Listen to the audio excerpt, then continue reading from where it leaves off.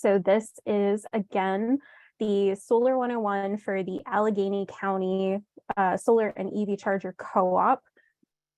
So just some quick housekeeping. Make sure that you join the audio. That way you're able to hear me and participate throughout the webinar.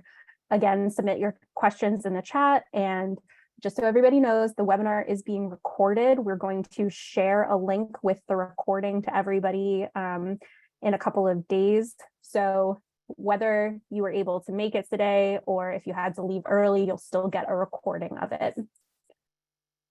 And I want to start by thanking our partners. So this is really critical to the success of the solar co-op. We have an incredible crew of local organizations that have an aligned mission with Sun who promote the co-op. And you actually might be here because you heard about us through one of these organizations.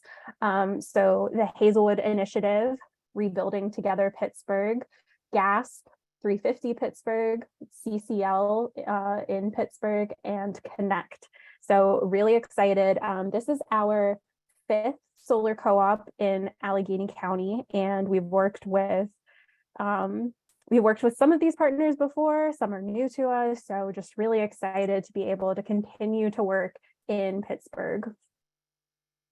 So I'm going to start off by sharing a little bit about this organization, Solar United Neighbors, that Fatima and I work for.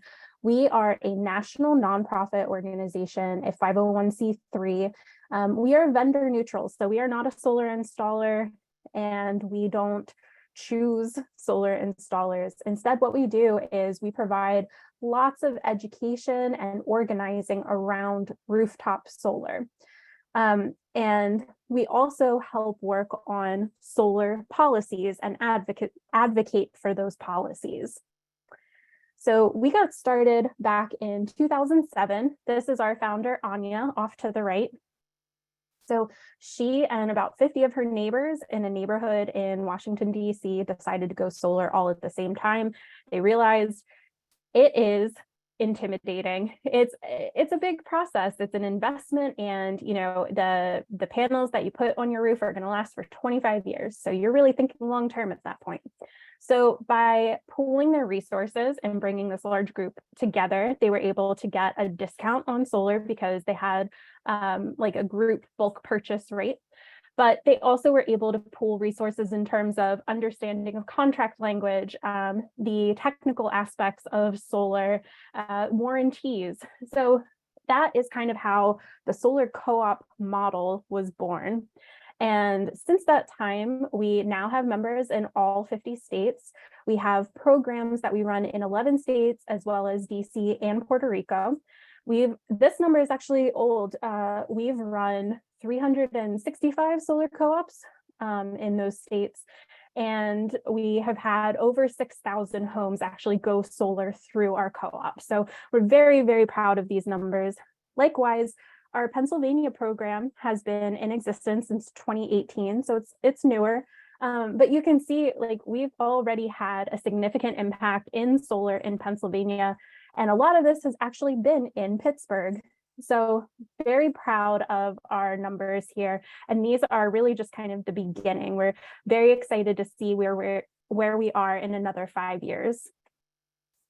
And so I wanted to share a little bit about some of the work that we're doing in Pittsburgh specifically, and I'm going to talk about this more at the end as well. But Sun is based on foundation of equity and working towards equity through solar energy. So there are lots of brown and black households, especially in Pittsburgh, that have really high energy burdens who aren't able to put money towards generational wealth. And so what we are trying to do is we have a pilot project that we're working on. This is our second round of the pilot project, where we're helping low-income homeowners in Pittsburgh. Last year, specifically, it was in the Hazelwood neighborhood. This year, we're expanding out a little bit, but we are providing free solar systems to about 7 or more, if we're able to, homeowners to completely reduce their energy burden and allow them to start building that generational wealth. So if you are willing to donate, that crowdfunder page is at the bottom. We're doing this through a combination of grants that we raise as well as a crowdfunder. So, donations are really critical to the success of this program. We're also hoping by demonstrating the need and the success of this program in Pittsburgh that we're able to take it to communities all over the state. So let's get into solar co-ops. The first topic we're going to cover is how the co-ops actually work. The second is getting into like the nitty-gritty of solar technology, and then we'll wrap up with the financials of going solar. And this presentation is meant to be kind of fit into a lunch hour presentation, so I'm hoping to be finished by 1, but at the end of each section, I'm going to stop and take any questions that you have. So please do put them into the chat for Fatima to ask me at the ends of those sections. Okay, so like I said at the beginning, a solar co-op is a large group of homeowners in one geographic region. In this case, it's Allegheny County, who go solar all at the same time so that they're able to get a group rate from an installer while Sun provides technical expertise, consumer advocacy, and general guidance through the process. So the benefits of a solar co-op is that you have a really good value on installation. You're getting support throughout the process, not just from Sun, but from your fellow co-op members who can share what they're hearing from different installers. And, you just see the amount of solar that's going up in the area that can be really helpful in understanding like, oh, I can go solar on my home. And so then you're kind of part of this growing solar movement that we're seeing across the country, but specifically here in Pennsylvania. And for some reason, Pittsburgh loves solar. And so we love working in Pittsburgh. Part of the solar co-op is that you get a free customized quote for a solar installation, but you can also get a quote for battery backup or a level 2 EV charger. You can get a pricing for any one or combination of those items. So here is a detailed outline of the entire solar co-op process. So here it says 4 to 8 months. It's pretty variable depending on the co-op cohort. But you're here at step 1. You are learning by attending this free Solar 101. And then what we hope is that after this presentation, you'll be so excited about solar and the solar co-op that you will sign up to join. So being a co-op member is completely free. There's no obligation to go solar, and there's no obligation to go solar through the co-op installer. It's really just an opportunity to learn a lot about the process and to get a free customized proposal from the co-op installer. So this next step is really important. It's spreading the word about the co-op. So we do partner with our local organizations to share information about the co-op and the different events. But we also ask that you share information about the co-op with friends, colleagues, neighbors, anybody you think might be interested. It's really helpful in getting a larger group of homeowners together that makes it look like a juicier prize for an installer to bid on. But it also just means that there's more solar in your area. So at this next step, once the co-op has about 30 members, or about month 3, then we go to the installer selection process. So for context, this co-op opened on April 3rd. And so we've been open for a month now, and we actually already have 50 co-op members, which is really incredible. Like I said, Pittsburgh loves solar. I think it's incredible. And so we have already issued, it's called a request for proposal, an RFP, to solar installers that work in Allegheny County. What they're going to do is they'll bid on the co-op, and they're going to bid competitively. So that's how you get that good rate on solar. So then we at Sun are going to do some light vetting. We're going to check their references and call them. We're going to look to make sure that they're properly licensed and insured to operate in Pennsylvania. All of those things that you might check yourself as you're trying to choose an installer. But then at this point, it's co-op members who come together to form the selection committee, and they choose the installer that will work for the co-op. So at this point, installers are still bidding on the co-op, so you're still able to sign up to join that selection committee if you would like to. There is one meeting, one night. It's I don't remember off the top of my head, but it's going to be, I think it's May 23rd at 6:30 p.m. So that is going to be the installer selection committee meeting. That is when co-op members will choose the installer that services this co-op.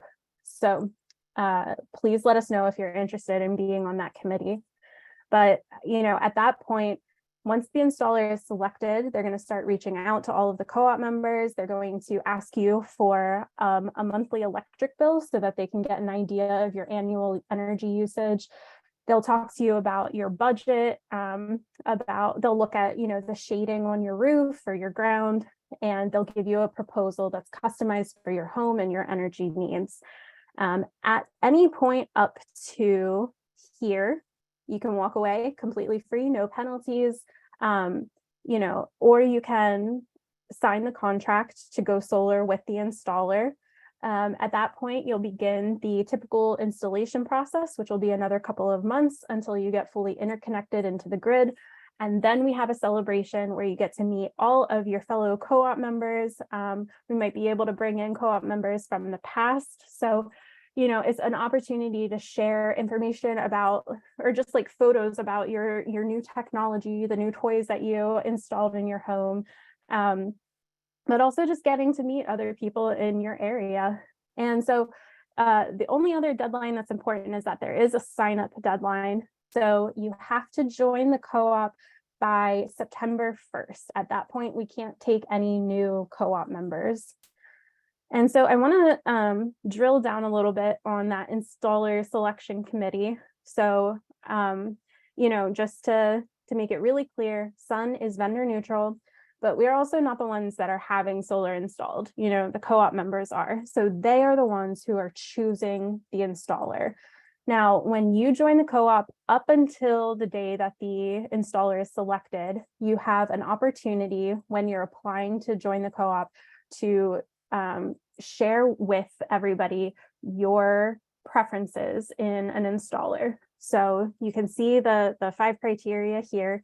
You'll choose your 3 most important criteria in selecting an installer. And then we compile those responses and share them with the installer selection committee. And that's how they choose an installer, is really thinking about the priorities of the co-op as a whole.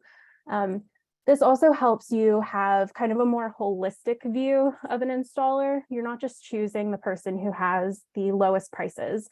A lot of times you want somebody who also has a lot of experience or who is located close to you, whatever those priorities are. We're going to make sure that they're captured and shared with the selection committee. Okay, so I'm going to pause here and see if there are any questions. Thank you, Monica. We have a question on the installer selection process. If you can just tell us how the installers are selected, if you can talk about how we send out the RFP and the installers bidding part.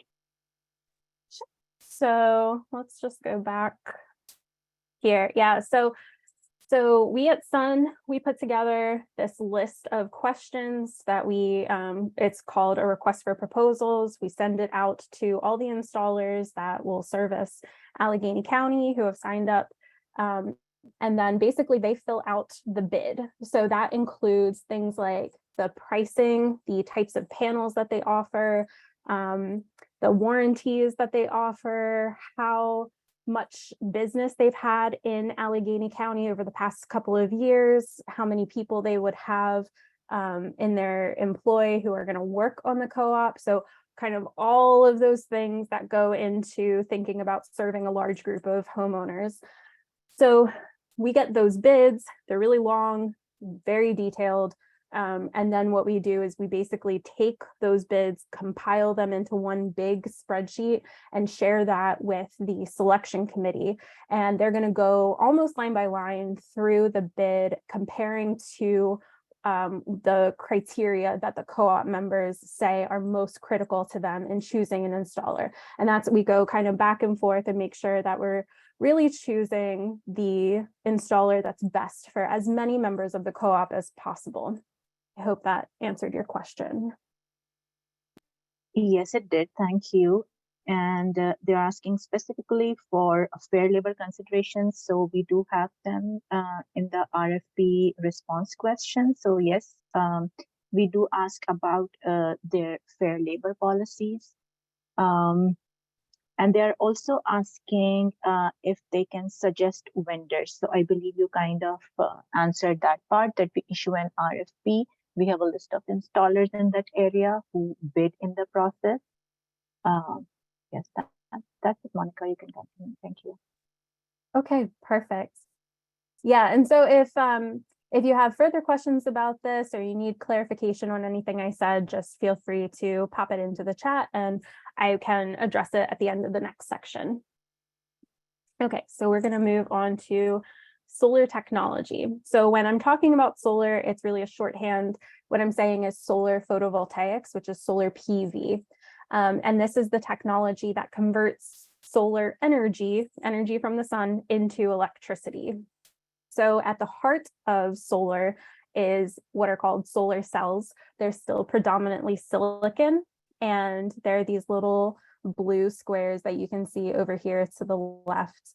And then everything else that is in this panel or module is really there to protect the solar cells, make sure that they have 25 years of life in them and that they can exist outside and endure the elements. So there's some polymer encapsulant there, a tempered glass. There's also an aluminum frame. And so when you take all of those modules and string them together, you have what's called a solar array. So at this point, it's helpful to talk about the size of a system. So when you ask somebody what's on their roof, sometimes they'll tell you, like in this example down here, they'll say, I have 12 panels. Panels themselves are, they have different wattages associated with them, kind of the way that light bulbs do. So it's not always helpful to just say 12 panels. It could be very different. So in this case, what we do is we talk about them in terms of size. So this is 12 panels that are 350 watts for a total of 4,200 watts or 4.2 kilowatts. So we would say that this is a 4.2 kilowatt array. And then this is actually to scale. You can see the man off to the left for reference. Panels tend to be about 5.5 feet tall by 3.5 feet wide and weigh about 40 pounds. And then just for reference, you know, the average sized residential system in Pennsylvania that we see through the co-ops is between 4 and 15 kilowatts. But the size of your system is really based on you. So you can choose the size system based on your budget, whether you want to cover 100% of your energy usage over an entire year. You could also size it to be 50% of that consumption. But it's also going to be based on the size of your roof and what size system it can actually handle. And then, you know, a kilowatt is power, so it's instantaneous. But when we spread it out over time, we have a kilowatt hour, which is the energy that you're producing. And so you're probably used to seeing a kilowatt hour on your electric bill. So now thinking about how the solar panels are actually attached to your roof, there are a few different racking options. So in this example, this is just a simple graded asphalt shingle roof. In this case, the installers are going to drill a hole through your roof down to the rafters to make sure it's a really secure connection. And then what they'll do is around that hole, they'll actually add silicone sealant and then these sheets of metal that are called flashing. And that is so that all water shears away from the penetration point.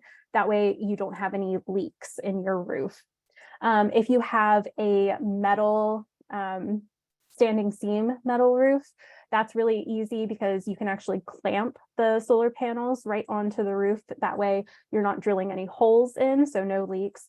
The other option is for flat roofs. you could have a ballasted system, which is a weighted down system. So again, no holes in the roof.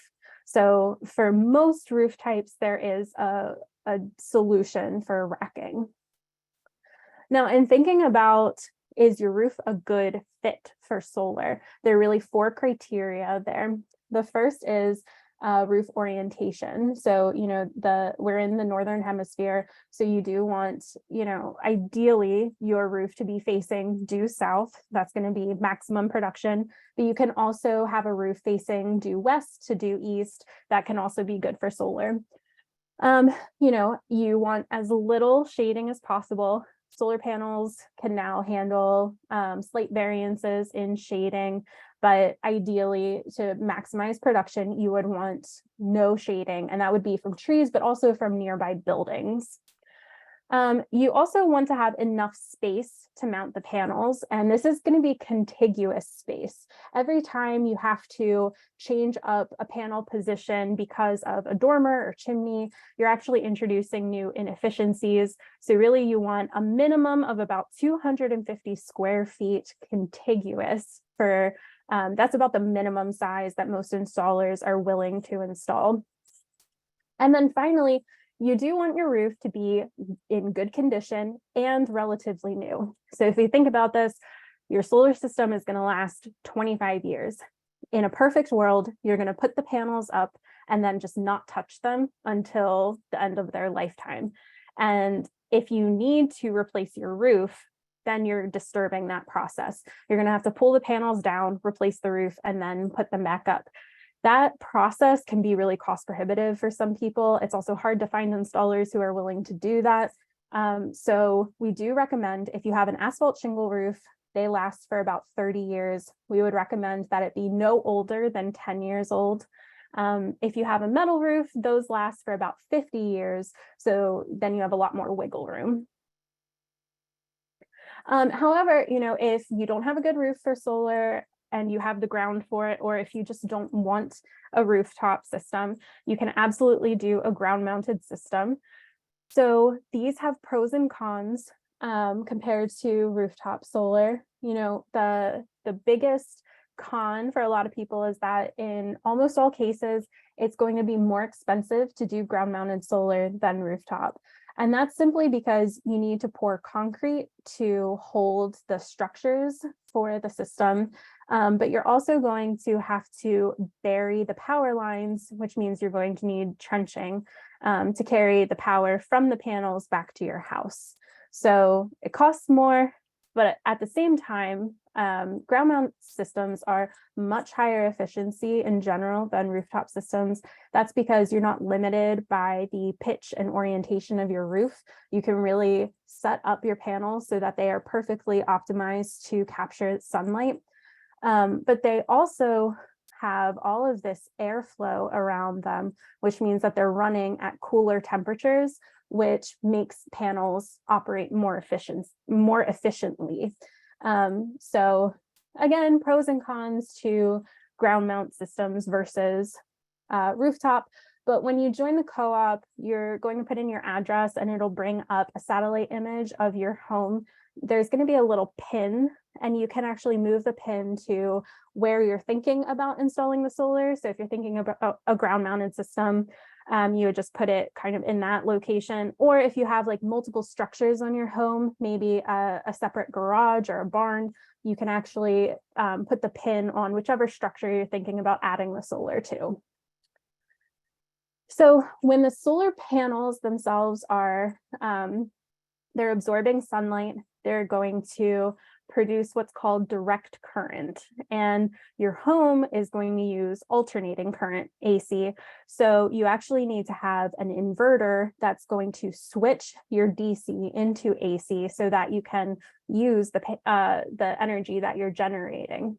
So the other thing that inverters do is they actually connect to the internet and they monitor your efficiency of the panels and make sure that they're producing at maximum power. So they're really important. They, like I said, they connect to the internet. So you will actually be able to download monitoring software through your inverter. And that way you can watch and see how well they're performing on a day-to-day basis. There are a few different types of inverters and then different models for every type. I'm not going to go into them super specifically, but in general, the two on top are going to be good for rooftop systems. And then a string inverter is more commonly used just for a ground mounted system. And so now we're going to take all of those components that we just learned about and put them all together on your home so you can see how they're going to interact with your home. So it's a sunny day and you've got your panels just drenched in sunshine. They're going to be generating direct current, which will then feed into the solar inverter where it will convert it into alternating current. That is then going to go into the general energy mix in your electric panel.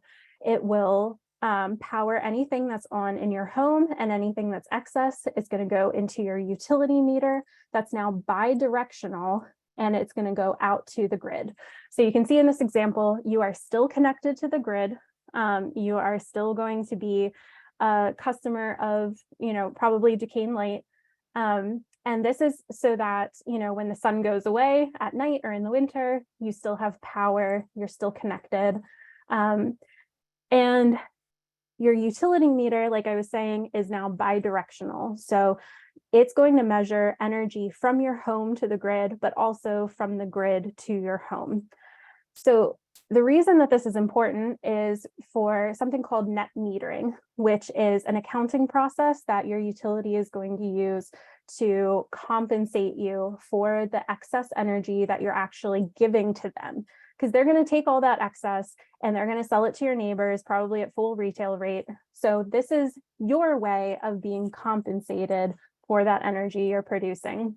So essentially what happens is for every kilowatt hour that you generate and don't use, that you send out to the grid, your utility is going to put that into a bank on your electric bill, and you're going to rack up banked hours through the summer, because that's when you're most likely going to be overproducing relative to how much you use. And then in the winter, when you're generating less, you can spend down your bank.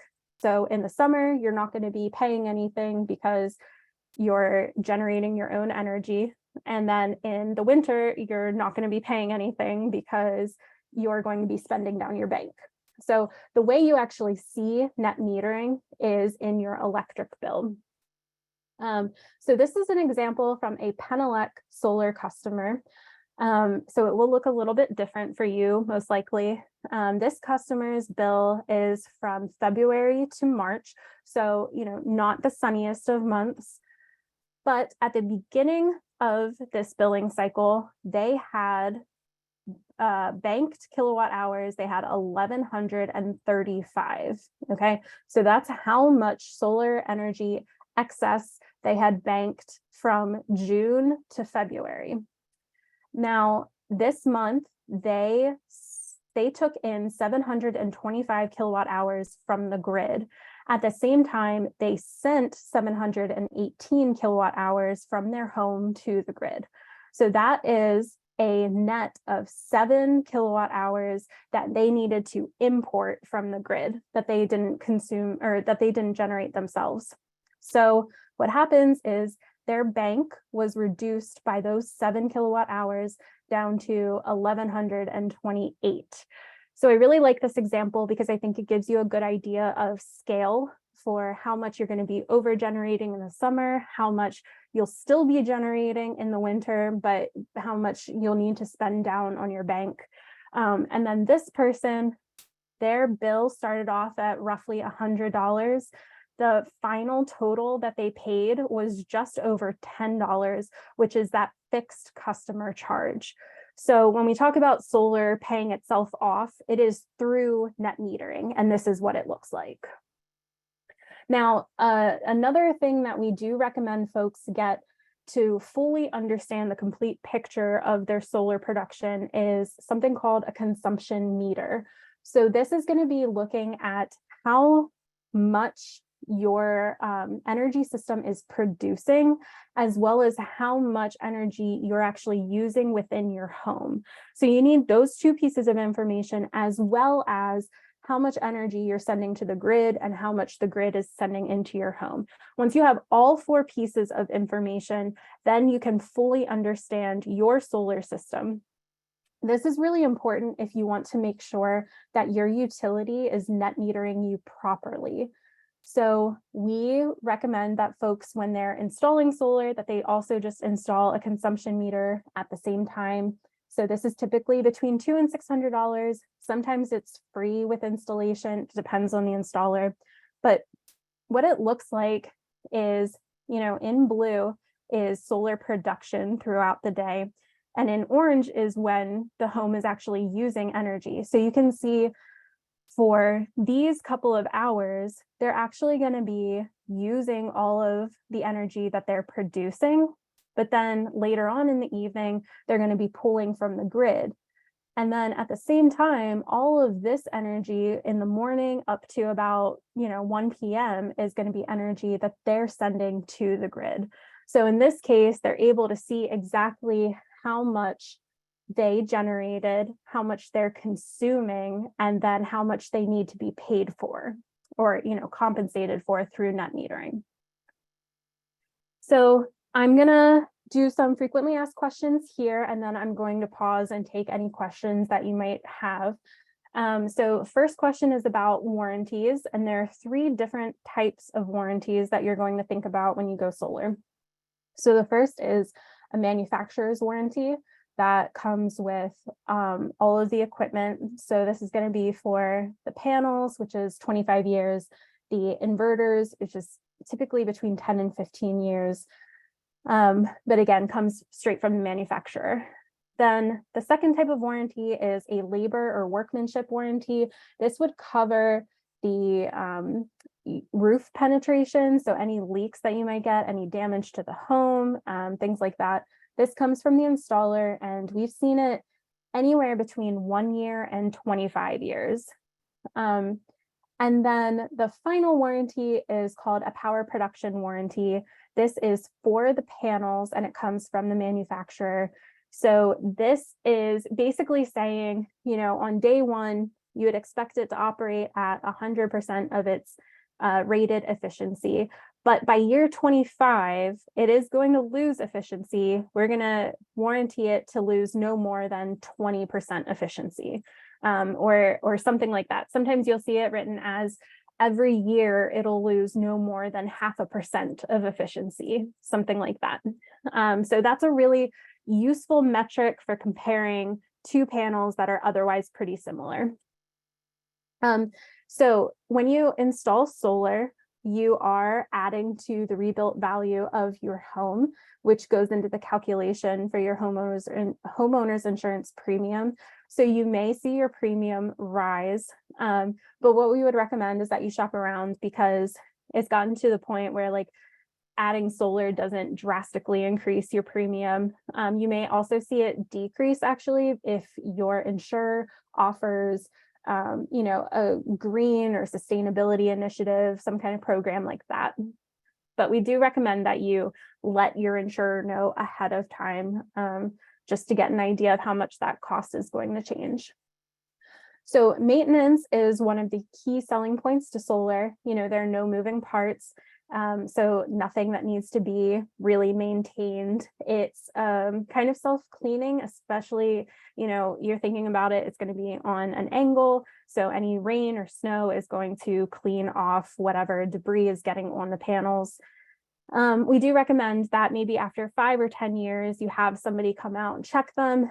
Your installer can help you figure out who to go through. But at the same time, you're also going to be monitoring your system using that inverter software that I talked about earlier. So you will know pretty quickly if something is wrong, and then you'll just get in touch with your installer. Okay, so solar systems last 25 years. That's how long the panels are warranted for. That doesn't mean that, year 26, everything shuts down. It's just that you're slowly losing efficiency over time. So, it is a long-term investment. But we do know that solar adds to the value of your home. So you may be able to, if you're planning on selling your home, you may be able to recoup some of that value. But in general, we would recommend that if you're planning on moving soon, solar is probably not right for you right now. With the solar co-op model, you are the owner of your system. It's a way for a lot of people to go solar at the same time, but you're going to be signing an individual contract for your home. And then it's not a leased program. You are the owner of your system. And finally, if you are in a homeowners association or an historic district, there may be extra permitting or extra applications that you need to go through in order to go solar. A lot of times they'll have specifics about which side of the house you can install solar on, or they might make you get the all black version. So your installer is able to help you through that. And then we can also help you through the process if you have any questions. We know that homeowners associations can place a lot of restrictions on solar, much more so than historic districts. So if you are somebody who has questions about whether your HOA is going to allow you to go solar, or if you've had issues going solar because of your HOA, we would love to talk to you. We're working on a solar access campaign here in Pennsylvania. So our email is at the bottom. Please do reach out if you have questions. Okay, so I'm going to stop here, see if there are any questions. Thank you, Monica. And we have some great questions here. If you can talk a little bit on how going solar will affect the home insurance and property taxes. Are they expected to go up? What are some of the things we can share with the attendees here? Yeah, good question. So like I said before, your homeowner's insurance premium is likely to go up, but what we've seen is that it goes up no more than, I would say 5% anecdotally, maybe even less than that. And again, shop around, just because the industry standard now is that adding solar shouldn't greatly increase your premium. As for property taxes, it is going to increase your property taxes. So that is definitely something that you need to account for in thinking about going solar. Great, thank you. Then another question, and I'm sure you're going to cover it in the upcoming section, is on the net metering rates in Allegheny County. Would you like to take it up in the next section or answer it now? Oh, I don't know the exact rates. Retail is, if I remember correctly, it's like 10.5 cents per kilowatt hour. Although, and we are going to talk about this, rates jumped a lot last year. So I could have an outdated number. Wholesale is closer to 4 to 5 cents per kilowatt hour. And that's a really good question, and something that I should have mentioned in net metering. So net metering in Pennsylvania is some of the best in the country. Basically, for every kilowatt hour that you generate, your utility is going to compensate you at a 1-to-1 kilowatt hour at full retail rate. And that rolls over month to month, the way that I was telling you before with the banked kilowatt hours. But that's only for one billing year. So that runs from June 1st to May 31st. If you still have banked kilowatt hours on May 31st, your utility is going to compensate you with a check at the lower wholesale rate, which is why, financially, it makes the most sense to really size your system to be 100% of your annual energy usage, not more than that.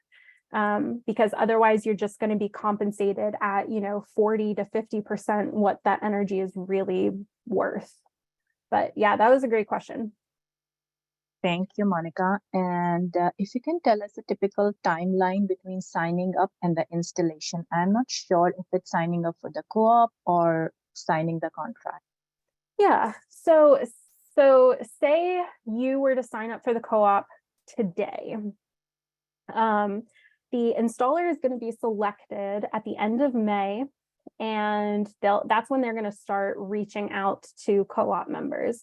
So, for our purposes of this example, they reach out to you June 1st, and they're able to provide you a proposal within a week or two and say, you love the proposal so much, you sign immediately. So you've now signed your contract. I think I'm going to say the earliest is probably like mid-June. So at that point, the installer is going to start applying for permission to operate, permission to interconnect through your utility. They're going to be getting permits through your municipal government. So all of that takes about 2 to 3 months, and then they're gonna also be getting you in the queue for installation at the same time. So I would say between you signing up today, the earliest you would probably get installed is maybe early September.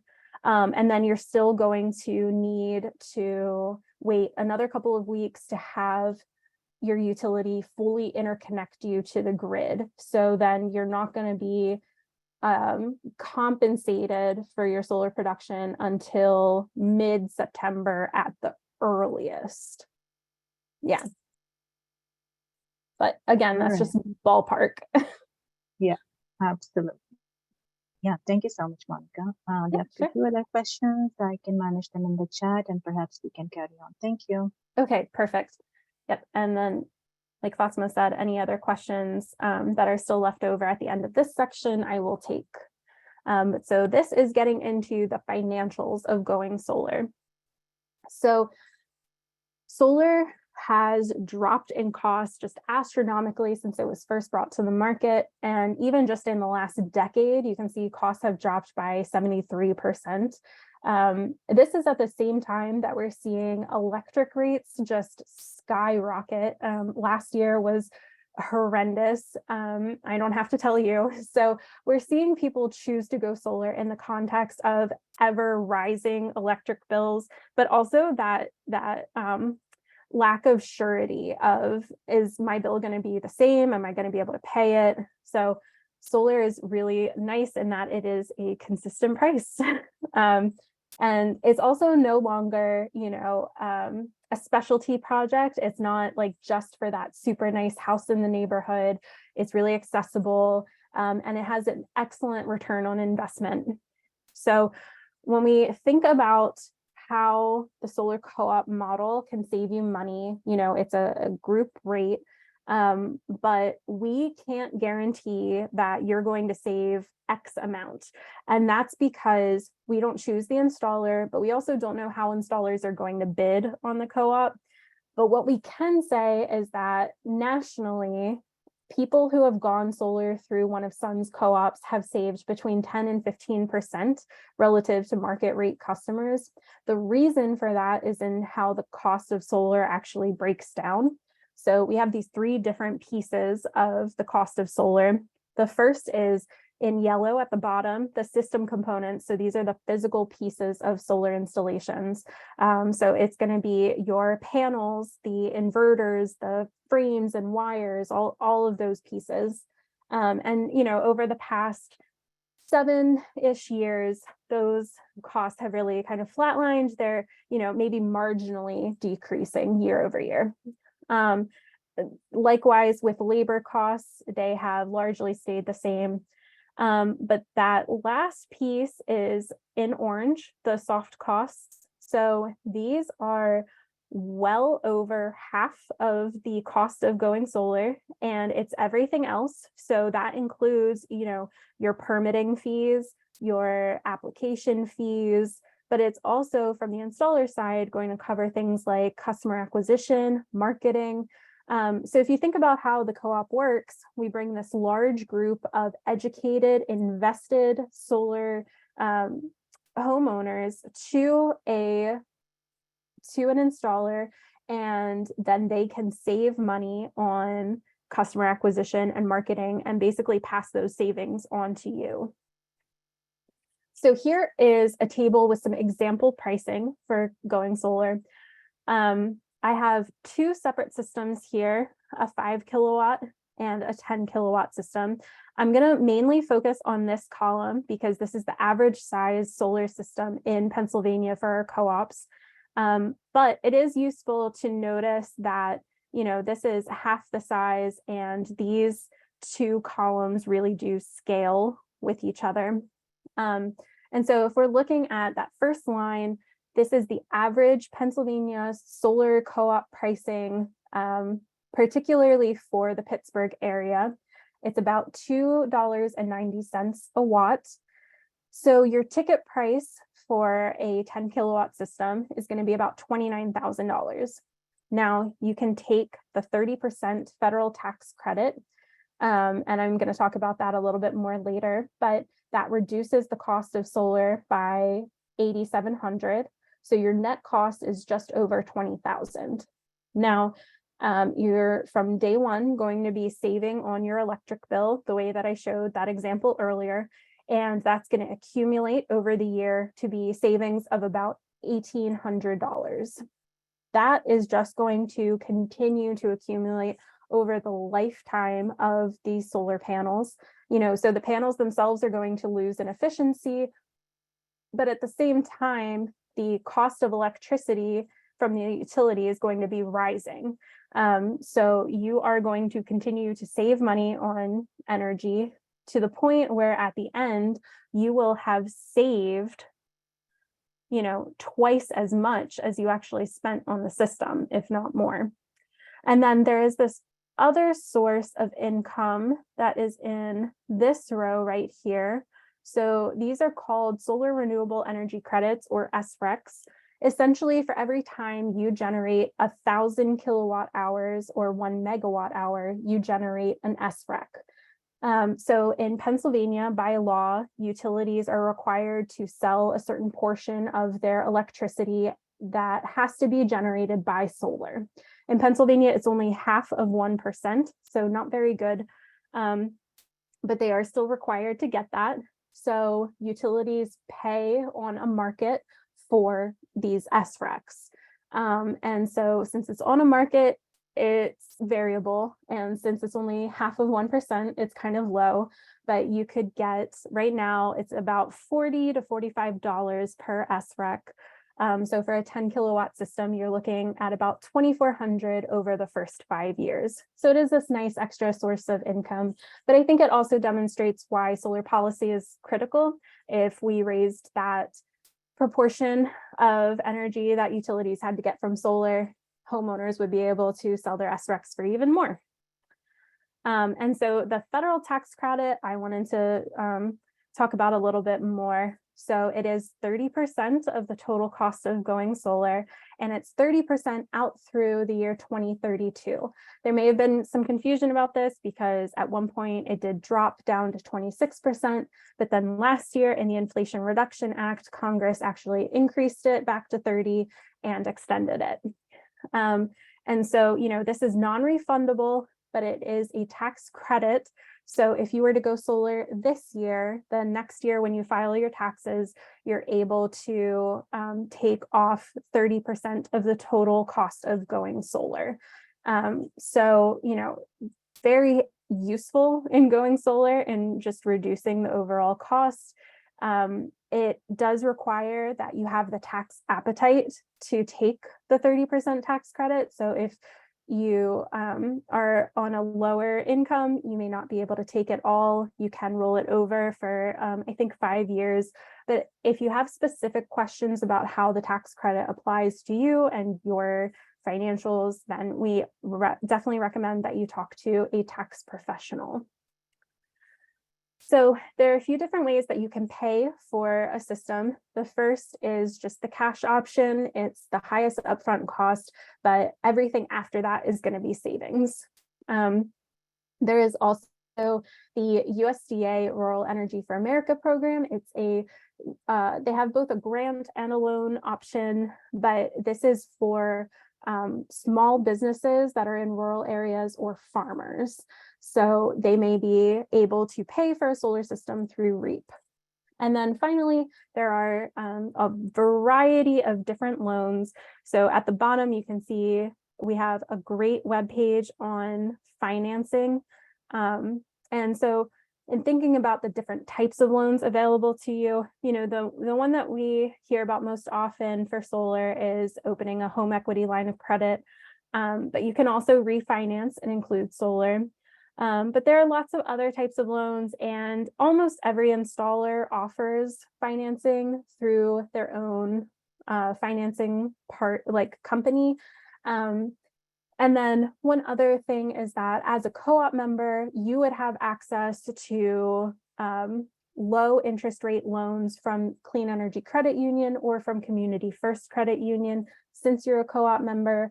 But with all of these different types of loans you might have access to, the biggest thing is just to compare, really shop around, understand, like, is this going to be low interest? Is it low upfront costs? So we have some example financing.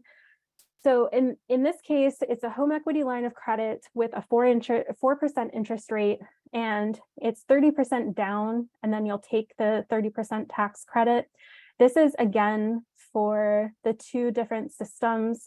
I'm seeing these are actually the wrong prices, but you can kind of get an idea of the scale. But so for a 10-year, I'm going to focus on this one. For a 10-year loan and a 15-year loan, you're really comparing here between a lower monthly payment and lower total interest paid. So here you're actually, in the 15-year example, you're saving more per month than you're paying on your loan.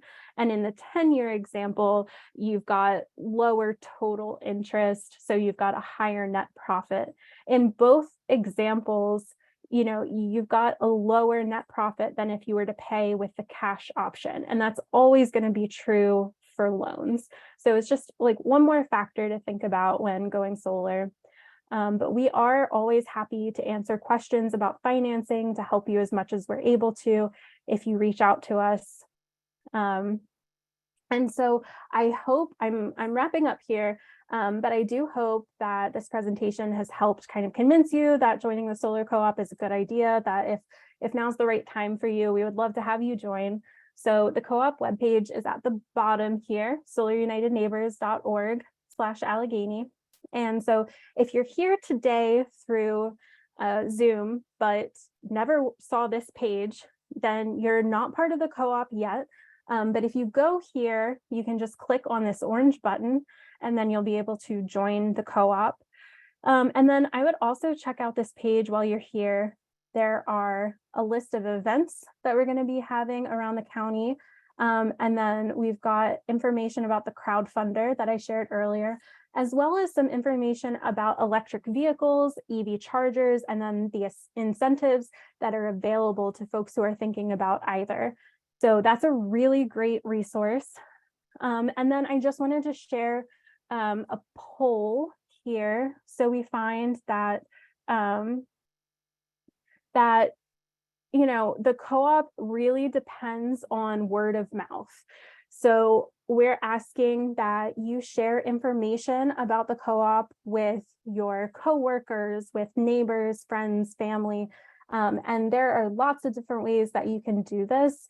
We're going to send you this webinar recording. So even if you just forward it along to a friend, that can be enormously helpful in getting the word out. But then there are also other options. And one of the things that I included in the poll is sharing our crowdfunder page. That is going to be enormously helpful in helping more people be able to actually go solar. And so I'm just going to leave this up. I would really appreciate if you are able to share information about the co-op. Please, let us know. And then our community impact specialist is going to reach out and get in touch with you about ways that you can share this information. And I think I will pause here with the poll still running. Fatima, just to answer any questions. No, we are good, Monica, but somebody did ask if the ITC is going to change in near future with administrative changes. So I guess that's hard to say a yes or a no. Yeah, so you know, what Congress gives, Congress can take away. My understanding is that we're pretty safe because it did take a complete act of Congress to pass the Inflation Reduction Act. And I think, you know, we're not seeing a ton of people interested in fully repealing the clean energy tax credits from the Senate. The only person I've really heard talking about that is Senator Joe Manchin. You know, that being said, I wish I could tell you with more certainty that they're going to be here through 2032, but not entirely positive.